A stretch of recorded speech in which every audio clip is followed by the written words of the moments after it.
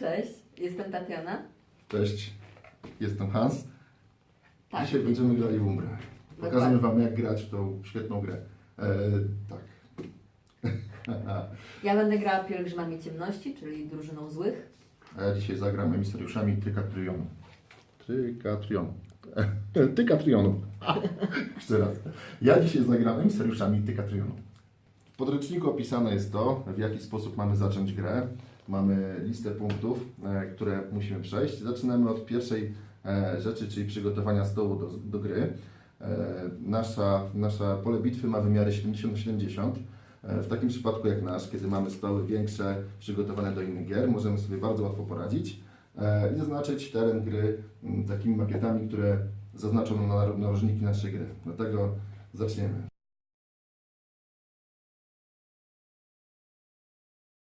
Przygotowaliśmy sobie pole gry.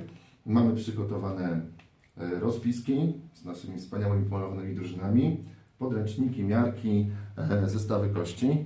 Tatiana gra drużyną złych, dlatego mam przygotowane fioletowe kości. Ja mam przygotowane białe kości, ponieważ gram drużyną dobrych. Mamy też przygotowany zestaw kości czerwonych, kości, które nam pozwolą na wykonywanie rzutów. Dzięki temu nie unikniemy mieszania się kości w trakcie gry. Mamy też przygotowane talie kart przedmiotów, dla każdego gracza po jednej, wspólną talię kart terenów i talię zadań. Kolejnym krokiem jest wylosowanie terenów. To bardzo ważny etap, na którym będziemy decydowali, na jakim terenie toczy się nasz bój. Każdy z graczy bierze kostkę, wykonuje rzut. Ten, kto będzie miał więcej, może dokonać wyboru kart terenów. Gracz losuje dwie karty terenu, Załóżmy, że ta i ta. nie pokazuje ich i dokonuje wyboru.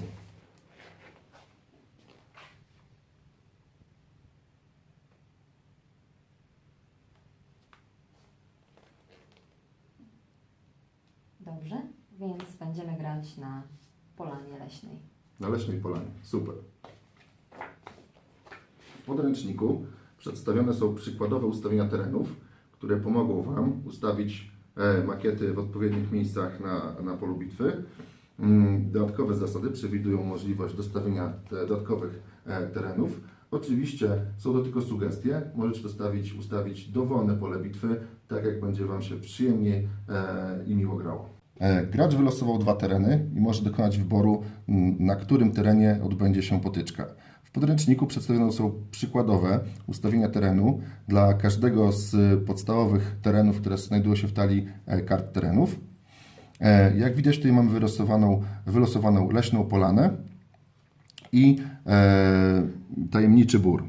Tereny te, tak jak tu przedstawione w podręczniku, wyglądają diametralnie różnie. Na leśnej polanie znajduje się przykładowe dwie strefy rozstawienia, a w tajemniczym borze strefy rozstawienia wyglądają zupełnie inaczej.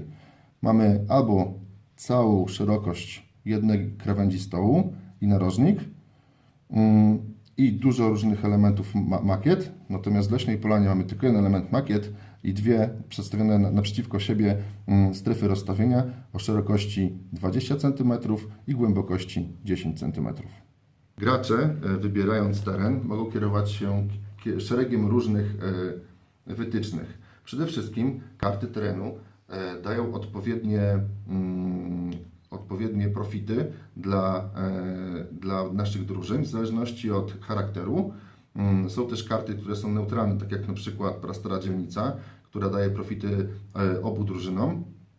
Natomiast w tym przypadku mamy wylosowane dwie karty. Jedna z tych kart daje profity drużynie anarchistów bądź praworządnych, druga daje profity drużynie neutralnych i dla drużyny praworządnej bądź anarchistów ma to taki negatywny efekt. W związku z tym, że akurat w tej grze nie gramy tymi charakterami, możemy się kierować innymi wytycznymi do tego, żeby wybrać najlepszy teren dla naszej drużyny. Możemy wziąć pod uwagę ilość terenów, które znajdują się na polu bitwy. Jeżeli mamy dużo strzelców, chcemy, żeby terenów było jak najmniej. Natomiast jeśli mamy dużo wojowników, dużo skradających się złodziejaszków, wolimy wybrać takie tereny, na których znajduje się więcej makiet. Będzie to z korzyścią dla naszej drużyny skutkowało tym, że będzie też więcej różnego rodzaju przejść, więcej przemykania się. Kolejnym zagadnieniem, które warto jakby poruszyć podczas wyboru terenu, są strefy rozstawienia. Jeżeli mamy drużynę, która ma dużo postaci, możemy zdecydować się na obronę szerokiej strefy rozstawienia, jak w Tajemniczym Borze. Natomiast należy pamiętać, że karty zadań mogą dotyczyć właśnie takich kwestii jak dojście do strefy rozstawienia przeciwnika, obrona własnej strefy rozstawienia. To też jest taki czynnik, który pozwala nam dyktować tempo gry i wpływać na jej przebieg.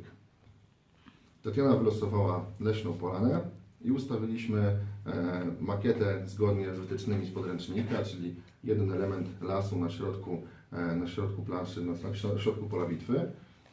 Teraz gracze mogą podjąć decyzję, czy dostawiają dodatkowy element terenu. W tym przypadku Tatiana prawdopodobnie będzie chciała dostawić dodatkowy element terenu, ponieważ w mojej drużynie jest dużo strzelców i dzięki temu będzie mogła unikać ostrzału w trakcie gry. Tak, dlatego ja decyduję się na dostawienie elementu terenu i będzie to element zrujnowanej świątyni, która stoi sobie gdzieś w lesie. Teraz ja jako gracz, który jest przeciwnikiem Tatiany, mogę podjąć decyzję o tym, żeby przesunąć taki element terenu do 10 cm. Dzięki temu mamy taką trochę większą sprawiedliwość, ponieważ możemy tymi elementami troszkę manipulować. Przesunę tylko troszkę, bo tak bardzo mi to nie przeszkadza, ale dzięki temu będziemy mieli trochę więcej przestrzeni. Kolejnym krokiem jest to, że gracz, który wylosował teren, wybiera miejsca, w których rozstawi znaczniki. Na każdym elemencie terenu powinien się pojawić jeden znacznik znaleziska. Także Tatiana będzie musiała wybrać miejsca, pamiętając o tym, że kolejnym krokiem będzie wybór stron rozstawienia. Czyli pierw przygotowujemy teren, musimy tak wycelować, żeby potem przy wyborze strony rozstawienia przeciwnik nie chciał wybrać którejś konkretnej. Czyli najlepiej jest tak rozstawić te znaleziska, żeby one były w miarę neutralnie ustawione, sprawiedliwie. Wtedy nie będzie dużych rotacji, nie będziemy się przesiadać.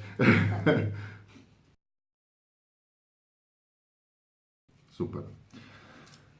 Teraz drugi gracz, czyli ja, wybiera pole rozstawienia, strefę rozstawienia. W związku z tym, że pasuje mi takie ułożenie terenu, wybiorę swoją strefę rozstawienia po tej stronie stołu, Tatiana jest po drugiej. Zgodnie z wyznacznikami z podręcznika wiemy, że leśna polana ma dwie strefy rozstawienia, szerokie na 20 cm, głębokie na 10 naprzeciwko siebie. Miejsce będą na środku stołu. Dlatego teraz zarówno ja i Tatiana zaznaczymy sobie te strefy rozstawienia kośćmi do gry. Dzięki temu będziemy mieli łatwiej, żeby się rozstawić. Okay. Jako że ja wybrałem strefę rozstawienia, muszę się wystawić jako pierwszy, więc będę się rozstawiał. Po tym jak pierwszy gracz rozstawił swoją drużynę, drużynę rozstawia też drugi gracz. I przechodzimy do kolejnego punktu przygotowania gry, czyli wylosowania kart przedmiotów. Jeżeli w drużynie posiadamy maga, możemy wyciągnąć z talii kart przedmiotów 3 przedmioty. Są też kolejne profesje, które pozwalają zwiększyć tą ilość, natomiast każdy z graczy korzysta z własnej talii i wyciąga 3 karty przedmiotów. Oto karty, które ja wylosowałam. Są to karty natychmiastowe, więc nie muszę ich pokazywać. Mogłabym wylosować również karty tymczasowe i karty stałe, czyli trwałe, czyli tak zwane permanenty.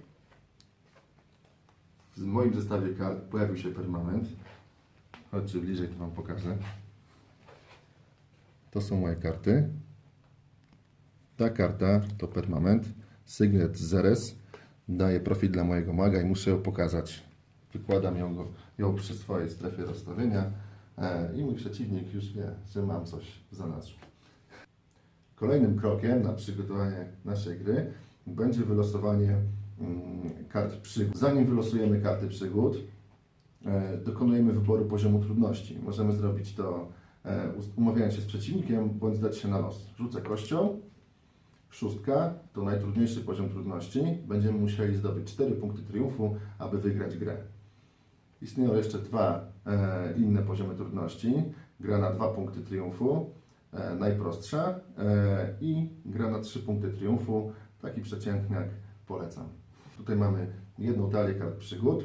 Rzucamy pierw kością, żeby ustalić, kto pierwszy będzie losował karty przygód. Akurat tym razem wygrałem ja. Z talii kart przygód losuję 3 karty. Po zapoznaniu się z ich treścią mogę podjąć decyzję o tym, żeby dokonać wymiany. Wtedy te 3 karty wtasowuję w talię kart i dolosowuję 2 następne. Po tym zagraniu nie mam już możliwości na zmianę zadań, co do zadania, z której muszę zostać. Jeżeli na treści karty zadań będzie informacja o tym, żeby pokazać kartę przed grą, muszę to zrobić właśnie w tym momencie. Ja natomiast nie mam żadnej takiej karty. Natomiast mam kartę, która wymaga ode mnie zapisania pewnych tajnych informacji. Pozostałe karty przekazuję Tatianie i teraz ona losuje swoje 3 karty i dokonuje wyboru, czy pozostaje z tymi zadaniami, czy też będzie wolała je zmienić.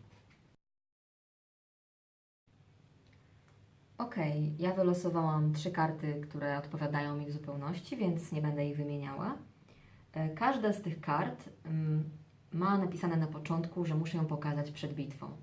Wylosowałam karty Poltergeist, Rabunek oraz Pupila. I wszystkie te karty mają bardzo ciekawe działanie. Pierwszą kartą jest karta Poltergeista.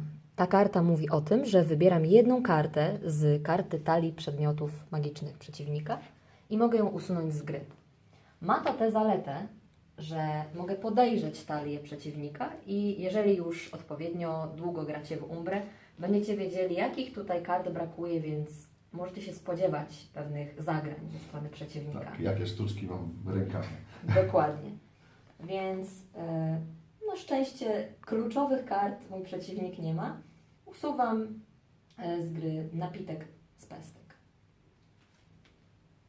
Położę tę kartę tutaj. Dziękuję, Hans. Dzięki. Niestety. Nie lubię tej karty. Ale nie jest to jedyne działanie karty Poltergeist. Dodatkowo wybieram maga z drużyny mojego przeciwnika i jeżeli mój lider lub mag usunie z gry tego maga, jest to w tym przypadku kapłanka gnomia, otrzymuje z nowym cyklem 2 punkty triumfu, więc jest to świetna karta. Kolejną kartą jest rabunek. Ja i mój przeciwnik, czyli Hans, umieszczamy 2 kantery w swoich strefach rozstawienia. Każdy z nas po jednym Tak, w swojej strefie rozstawienia. dokładnie. Jest to znacznik skarbu, Tak, który musimy obronić. tak. I ktokolwiek dotrze swoim bohaterem do wrogiego znacznika skarbu i utrzyma go do końca cyklu, z nowym cyklem otrzymuje 2 punkty triumfu. Więc jak wiecie, najlepiej jest to ustawić ten znacznik z tyłu, jak najbardziej. Jak najdalej od przeciwnika. Dokładnie. I ostatnią kartą jest karta Pupil. Ta karta mówi o tym, że mój przeciwnik umieszcza magicznego pomiota w swojej strefie rozstawienia. W tym przypadku będzie to Arg, ponieważ bardzo lubię tę figurkę. Możecie przyjrzeć się jej bliżej. Tak wygląda nasz magiczny pomiot w tej grze. Proszę, Hans, ustaw go sobie. Ten magiczny pomiot bierze udział w grze, więc on również będzie miał swoją kość akcji, o czym powiemy później. Jest to przyzwana kreatura. Dlatego też musi zacząć grę stykając się z moim magiem, podstawką. Dokładnie. I jeżeli właściwie ten magiczny pomiot zniknie z gry, ja otrzymuję 1 punkt triumfu. W ten sposób zakończyliśmy przygotowania do gry i możemy przejść do pierwszego cyklu i do pierwszej fazy ustawienia kości akcji. Zapraszamy Was do następnego odcinka.